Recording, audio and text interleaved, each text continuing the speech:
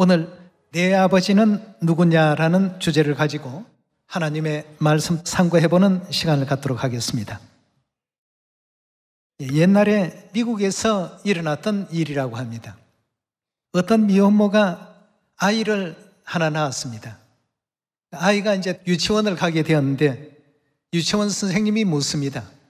내 아버지가 누구냐고요. 아이는 이제껏 한 번도 보지 못한 아빠를 알 수가 없어서 굉장히 그 질문에 당황했습니다. 근데 자라서 초등학교를 가니까 선생님이 또 묻습니다. 내 아빠가 누구냐고 말이에요. 그 아이가 다른 모든 어떤 질문은 또박또박 대답도 잘하고 공부도 참 월등하게 잘하는데 내 아빠가 누구냐 하는 이 질문만큼은 굉장히 자기의 마음을 옥죄는 질문으로 얘기해줬습니다. 왜냐하면 아빠는 유치원 다닐 때에도 초등학교 다닐 때에도 알지 못했기 때문이었습니다. 그러다가 이제 엄마는 도저히 이러한 어떤 환경 속에서 아이가 제대로 자랄 수 없겠다 싶어서 다른 곳으로 또 이사를 갔다고 합니다. 이사를 가니까 마을 사람들이 묻습니다. 내 아빠는 누구냐고 말이죠. 가는 데마다 아빠가 누구냐 하니까 아이는 그때부터 굉장히 의기소침해지고 때로는 불안 정세까지 가지게 됐다고 합니다. 그러다가 이제 14살 정도 되었을 때 그 마을의 목사가 새로 이제 부임을 했습니다. 새 목사님이 부임을 해서 설교를 하는데 비록 어린 소년이긴 했지만 그 설교를 듣고 굉장히 감명을 느꼈습니다.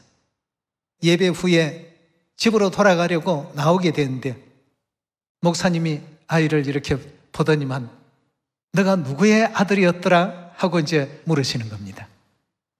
이제까지 굉장히 자기의 어떤 트라우마로 여겼던 그 질문을 목사님이 딱 하니까 그 순간 또 깜짝 놀라서 머뭇머뭇하고 그냥 얼굴만 달갛게 이제 달아오르게 되니까 목사님이 그 아이를 향해서 너가 내 아빠를 굉장히 많이 닮았구나. 아버지를 이렇게 많이 닮은 아이는 처음 본다. 당연히 너희 아빠가 누구인지 나는 잘 알고 있다고 말이에요. 그러니까 아이가 더 이제 얼굴이 이제 달아오르기 시작하는 겁니다. 목사님은 그 아이를 격려를 해주고 쓰다듬어 주면서 내가 지금 얘기하는 너 아빠는 하나님이시란다. 너가 참 하나님을 많이 닮았구나 하고 칭찬을 해 주었습니다. 그날 이후로 이 아이는 그 어둠의 장막에서 탈출을 했습니다. 하나님이 자기 아버지라는 이 사실을 목사님을 통해서 알게 되니까 뛸 듯이 기뻤던 겁니다. 이건 실화입니다. 하나의 어떤 가상의 이야기가 아니고. 이래서 그날부터 이 아이는 밝은 얼굴로 많은 사람들을 대했습니다. 그동안 대인기피증까지 걸렸던 아이였는데 그날 목사님 말씀 한마디 듣고는 내가 아빠를 참 많이 닮았고 내 아버지는 하나님이시구나. 이래서 이제 그때부터 아이의 생활은 180도로 이렇게 달라지게 되었다고 합니다. 그래서 굉장히 참 뛸 듯이 기뻐하면서 그때부터는 내 아빠가 누구냐 하고 낯선 사람들이 묻더라도 이 아이는 자신 있게 대답했습니다. 나는 하나님의 아들입니다. 얼마나 이게 참 멋진 내용입니까? 네. 많은 사랑하는 천국 가족들이 아버지를 알지 못하고 어머니를 제대로 알지 못한 가운데 이렇게 지금 살아가고 있다는 것을 생각할 때 여러분 속히 아버지가 누군지 어머니가 누구신지 알려주고 싶은 마음 없습니까? 영적으로 아버지를 지금 잘 모릅니다. 어머니를 모릅니다.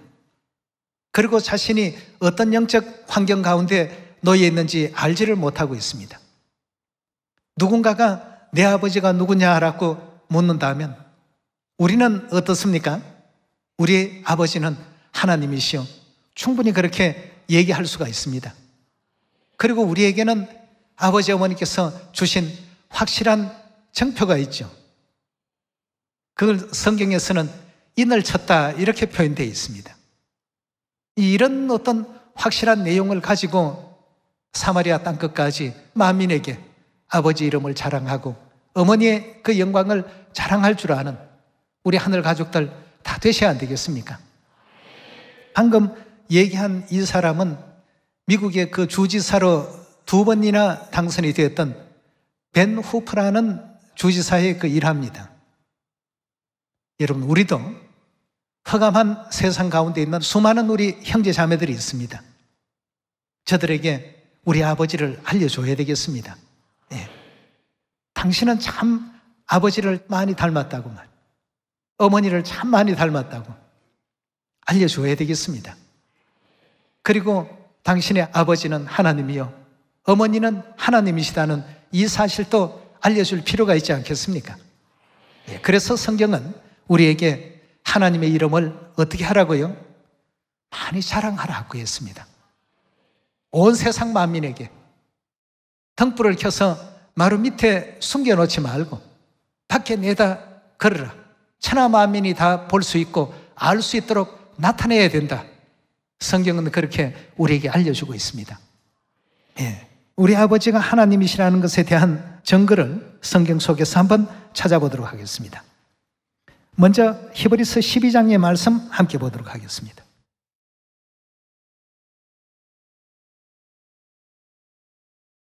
히브리서 12장 8절의 말씀 보시면 징계는 다 받는 것이오늘 너희에게 없으면 사생자요 참 아들이 아니니라. 또 우리 육체의 아버지가 우리를 징계하여도 공경하였거든 하물며 모든 영의 아버지께 더욱 복종하여 살려 하지 않겠느냐라고 했습니다. 우리 모든 인류는 육을 낳으신 아버지가 있고 또 영을 낳으신 영의 아버지가 계신다는 이 사실을 잊지 말아야 되겠습니다. 영적 세계를 이해하기 위해서 하나님의 말씀을 또 상고하는 것 아니겠습니까? 그렇다면 우리에게 영의 아버지가 계셨구나 하는 이 사실에 대해서도 우리가 부인해서는 안 되겠죠. 우리에게는 영의 아버지가 계시고 또 갈라디아 4장을 보면 영의 누가 또 계십니까? 어머니가 계시고 고린도후서 6장 17절 18절을 보면 그래서 우리를 뭐라고 부른다고요? 하나님의 자녀라고 말씀하고 있습니다. 오늘날 세상 교회들도 자신들은 하나님의 자녀들이라고 이렇게 많은 얘기들을 합니다만 하나님께서 우리에게는 확실한 하나님의 자녀라는 증거를 주셨습니다. 우리 이마에다가 아버지의 사인을 넣어 놓으셨습니다. 뭘 넣었어요? 6월절에 피를 통해서 말이죠. 가족이라면 피로서 맺어진 관계요 인연이라고 볼 수 있겠습니다. 그걸 흔히들 혈연관계라고 이렇게 표현하는데요. 출애굽기 12장을 통해서 먼저 한번 살펴보도록 합시다.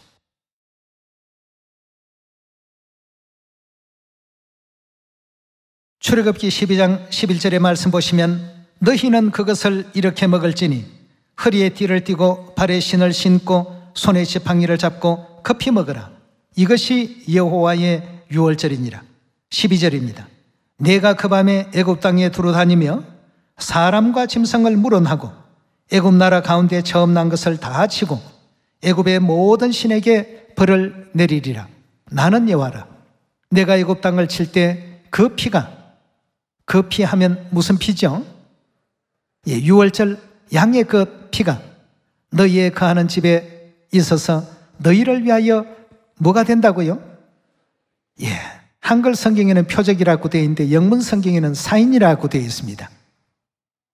너희를 위하여 표적이 될지라. 내가 피를 볼 때 너희를 넘어가리니 재앙이 너희에게 내려 멸하지 아니하리라. 너희는 이 날을 기념하여 여호와의 절기를 삼아 영원한 규례로 대대 지킬지니라 하고 이렇게 성경은 우리에게 또 알려주고 계십니다. 그럼 유월절 양의 피는 누구의 사인입니까? 하나님의 사인입니다. 하나님의 사인이기 때문에 예수님께서 신약시대에 오셨어도 유월절 지키는 그 밤에 이 잔은 내 피로 세우는 뭐라고요? 새 언약이네. 누구를 위한다고요? 너희를 위하여 붓는 것이라고 이렇게까지 일러주셨습니다. 예. 그래서 유월절 양의 피는 곧 하나님의 피로서 하나님의 사인이기 때문에 멸하는 천사가 결단코 그 집을 재앙을 내리지 못하도록 하나님께서 다 이렇게 막아놓으셨습니다. 여기는 재앙을 내려서는 아니 된다라고 하는 하나님의 사인이 들어간 곳입니다. 그것이 우리 이마에 지금 다 인쳐져 있습니다. 우리는 지금 육의 눈으로는 바라볼 수 없지만 멸하는 그 천사들은, 심판하는 천사들은 그걸 다 지금 보고 있습니다. 오늘 저와 여러분들은 하나님께로부터 선택함을 입고 또 새 언약의 진리의 길을 따라서 아버지의 길, 어머니의 길, 왕의 길로 우리가 지금 믿음의 길을 걷고 있다는 것에 큰 자부심과 긍지를 가지셔야 되겠습니다. 그리고 누군가가 당신의 아버지는 누굽니까? 하고 물어본다면 지체하지 말고 내 아버지는 하나님이신데 성령시대의 이름은 안상욱님이십니다. 2000년 전 성자시대 때 이름은 예수님이셨습니다. 성부시대 때 여호와라고 불리워진 그분이 바로 내 아버지십니다. 얘기할 수 있는 우리가 되어야 되겠습니다. 예. 오직 유월절을 지킨 사람들만이 하나님을 아버지라 어머니라 칭할 수 있는 자격이 있습니다. 예. 그 점을 좀 더 살펴보도록 하겠습니다. 마태복음 26장으로 넘어갑시다.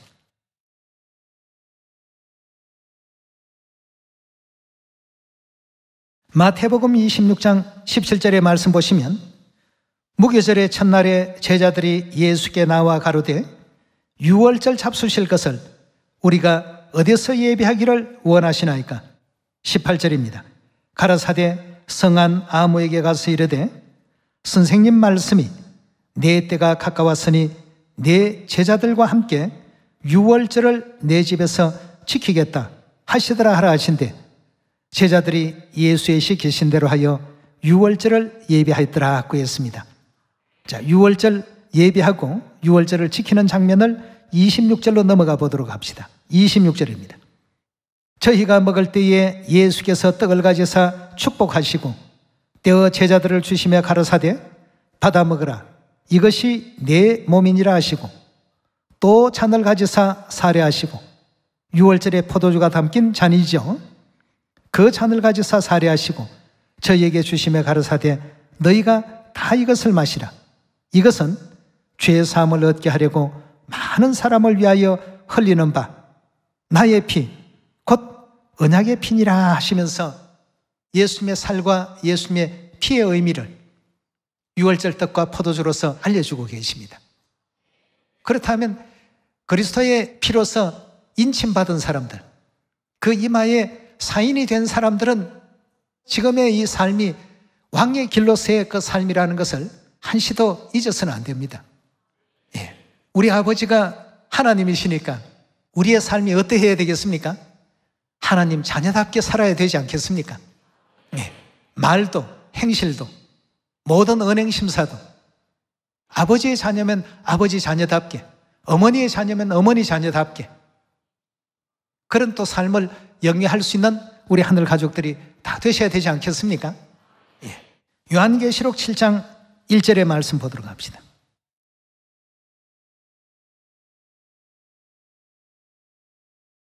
이 일 후에 내가 내 천사가 땅 내 모퉁이에 선 것을 보니 땅의 사방에 바람을 붙잡아 바람으로 하여금 땅이나 바다이나 각종 나무에 불지 못하게 하더라. 또 봄에 다른 천사가 살아계신 하나님의 뭘 가졌다고요? 예, 인을 가지고 해 돋는 데로부터 올라와서 땅과 바다를 해롭게 할 권세를 얻은 네 천사를 향하여 큰 소리로 외쳐가로되 우리가 우리 하나님의 종들의 이마에 인치기까지 땅이나 바다나 나무나 해하지 말라 하더라. 자, 여기에 지금 보니까 하나님의 인을 가지고 동방 해 돋는 나라에서 나타나서 모든 그 멸하는 천사들에게 우리 하나님의 종들의 이마에 인을 다 치기까지 결단코 땅이나 바다나 나무나 해하지 말라 하더라고 했는데 그 이마에 인침받은 사람들에 대해서 요한계시록 22장을 한번 살펴보도록 하겠습니다. 요한계시록 22장 1절의 말씀 봅니다. 또 저가 수정같이 맑은 생명수의 강을 내게 보이니 하나님과 및 어린 양의 보좌로부터 나서 길 가운데로 흐르더라. 강 좌우에 생명나무가 있어 12가지 실과를 맺히되 달마다 그 실과를 맺히고 그 나무 잎사귀들은 만국을 소성하기 위하여 있더라. 다시는 저주가 없으며 하나님과 어린 양의 보좌가 그 가운데에 있으리니 그의 종들이 그를 섬기며 그의 얼굴을 볼 터이요 그의 이름도 어디에 있더라고요? 어떤 이유 때문에 그 이름이 이마에 있게 된 것입니까? 계시록 7장에 보니까 하나님의 인을 어디다가 맞았기 때문입니까? 이마에 인침을 받더라고 했는데 그 얼굴을 볼 터이요 그의 이름도 저희 이마에 있을 것이다 하고 했습니다.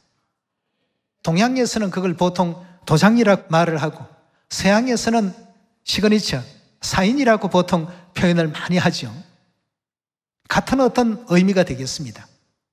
도장 안에도 아버지의 이름이 있고 그 사인도 이름이 그 안에 있는 것입니다.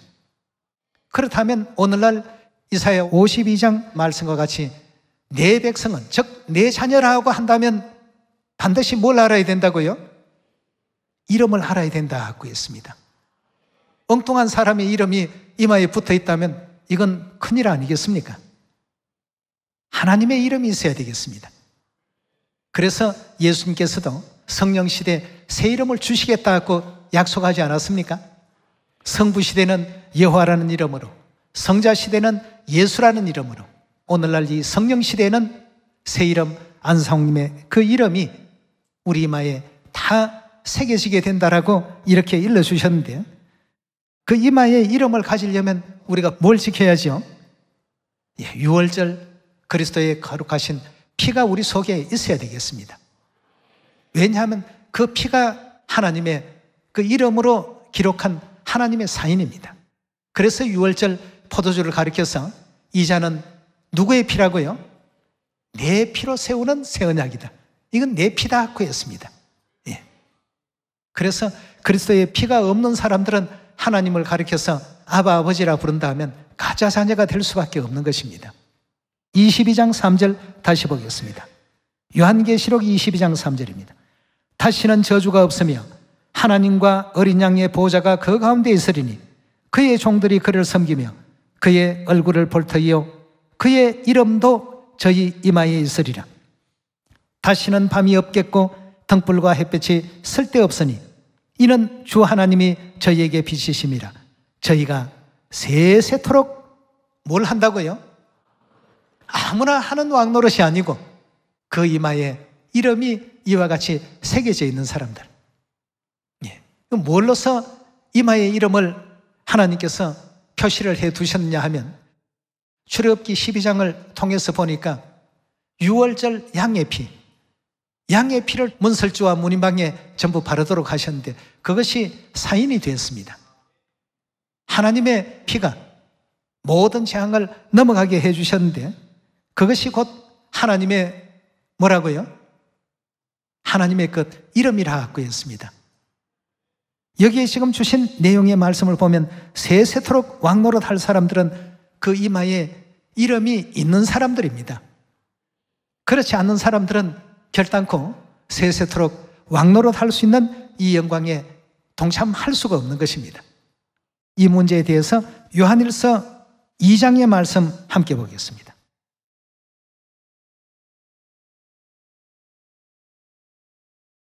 요한일서 2장 25절입니다. 그가 우리에게 약속하신 약속이 이것이니 뭐라고요? 하나님께서 하나님의 자녀들에게 약속하신 것은 영원한 생명이라고 했습니다. 즉 영생이라고 했습니다. 그래서 영생을 주시기 위해서 당신의 살과 피를 우리 인류 인생들에게 허락하셨고 그 살과 피를 허락받을 수 있도록 유월절이라는 새 언약의 진리의 제도를 세우신 것 아니겠습니까? 예. 그런 사람들에게만 하나님께서 약속하신 약속이라고 되어 있습니다. 자, 그렇다면 이 영원한 생명을 가진 자와 갖지 못한 자에 대한 증거를 또 요한일서 5장을 통해서 확인을 해보도록 합시다. 요한일서 5장 11절의 말씀 보겠습니다.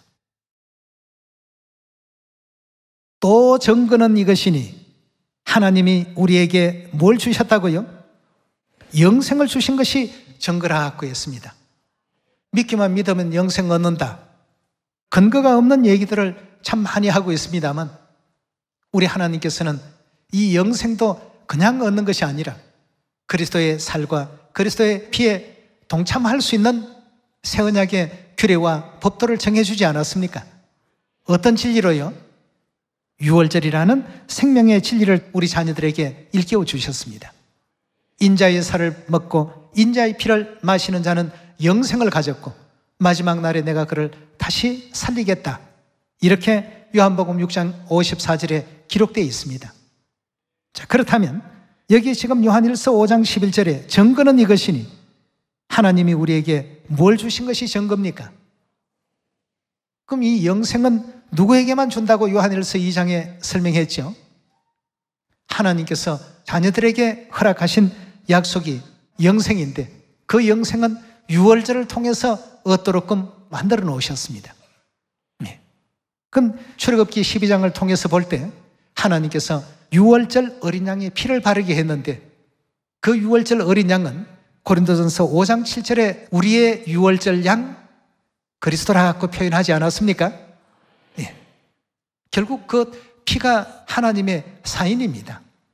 하나님의 서명이라는 것입니다. 그래서 다 재앙이 넘어가게 되어 있고 하나님을 가리켜서 아바 아버지라 부를 수 있는 것입니다. 계시록 22장에 다시는 사망이 없는 그 영화로운 세계에서 세세토록 왕노릇할 사람들이 그 이마에 뭐가 있더라고요? 어린 양의 이름이 다 기록되어 있더라고 했습니다. 예. 그 이름을 가진 자들이어야 됩니다. 그래서 하나님의 백성은 틀림없이 하나님의 이름을 알아야 됩니까? 몰라도 됩니까? 반드시 알아야 되죠. 이사야 51장 7절의 말씀 보도록 하겠습니다.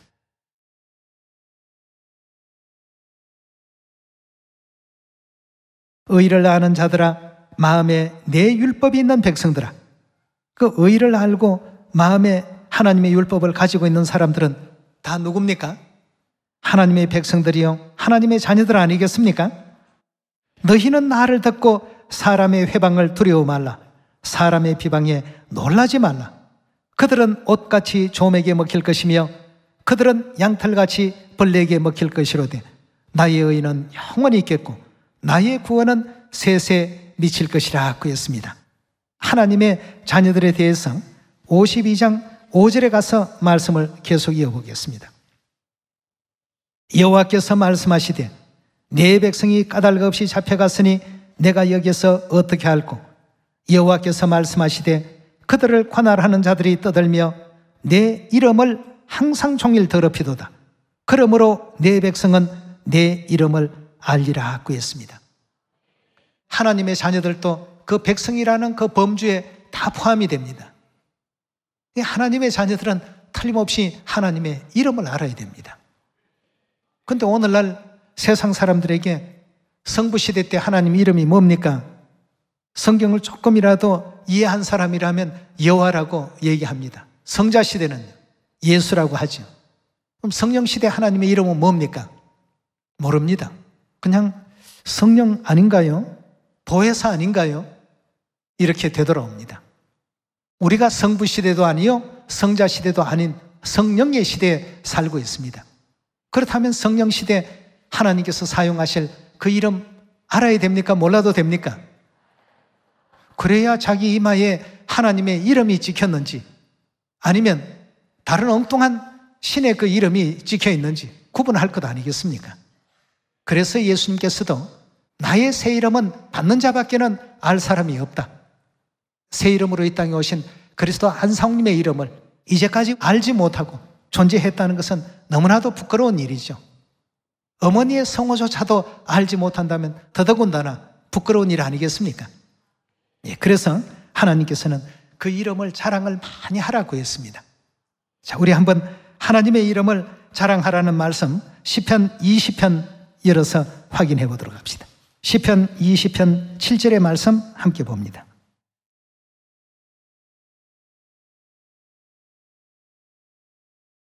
혹은 병거 혹은 말을 의지하나 우리는 여호와 우리 하나님의 뭘 자랑한다고요? 그 이름을 자랑하리로다 그 했습니다. 여호와 이름만이 유대 사회 모든 사람들에게 상식화되어 있었던 하나님의 이름이었는데 그 사람들의 입장에서 예수라는 그 이름을 믿고 있는 사람들을 볼 때에는 그들은 신흥 종교예요.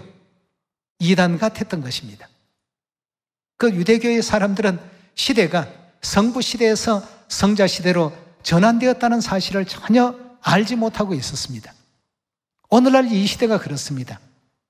무화과 나무가 가지가 연하해지고 잎사귀를 내게 된 때로부터 성령 시대가 열리게 되는데 이미 그 시간이 훨씬 지났음에도 불구하고 많은 사람들은 시대에 대한 이 내용을 감지를 못하고 있습니다.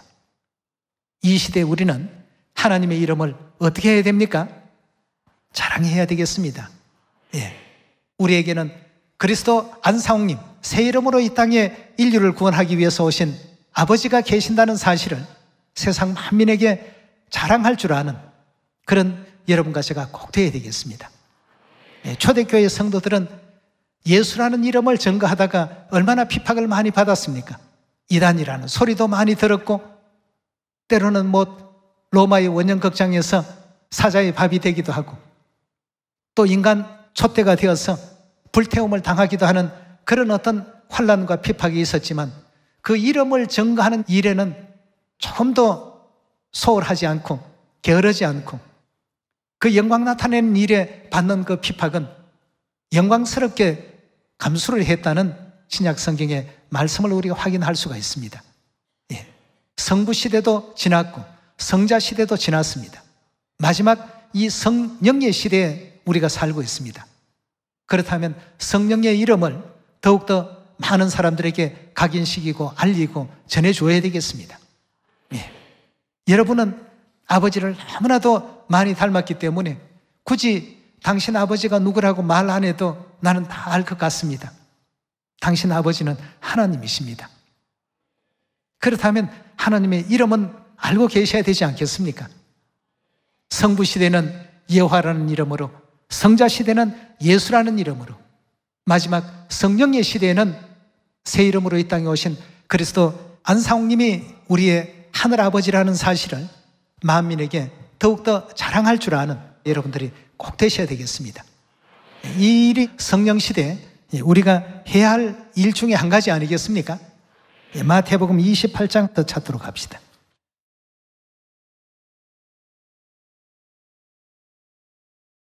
마태복음 28장 18절의 말씀 보시면 예수께서 나와 일러 가라사대 하늘과 땅의 모든 권세를 내게 주셨으니 그러므로 너희는 가서 모든 족속으로 제자를 삼아 아버지와 아들과 성령의 뭐로 침례를 주라고요?